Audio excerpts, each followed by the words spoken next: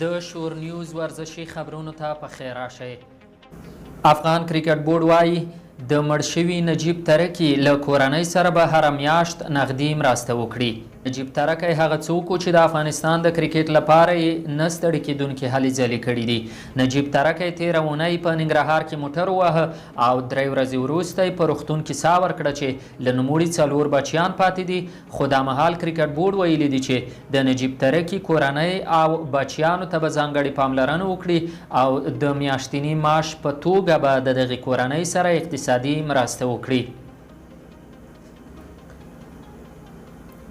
د لومړي ځل لپاره میلیون جام سیالۍ په خوست کې ترسره کیږي. د کرکټ د ملي لوبډلې چټک توپ اچوونکی شاپور زدران وایي دغه ټورنمنټ د ازلدۍ ترسره کوي او په خوست کې به یې ترسره کړي.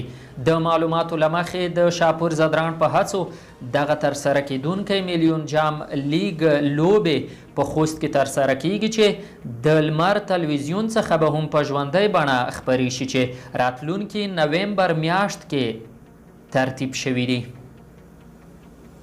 اخوا د افغانستان د ښځو د فوټبال لوبډلو ترمنځ لوبې هم دوهم پړاو ته رسیدلي دي. په دغه فوټبال ټورنمنټ کې د 4 ولایتونو ښځینه فوټبال لوبډلې شتون لري چې د کابل، هرات او مزار شریف لوبډلو دوهم پړاو ته هم لاره پیدا کړې ده.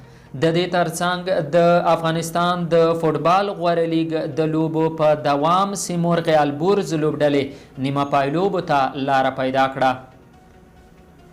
د افغانستان د فوټبال فدراسیون په خپور کړي خبر کې ویلي دي چې د طوفان هریرود لوبډلې لوبغاړی رحمت الله خیرخوا له لوبو څخه محروم کړل شو.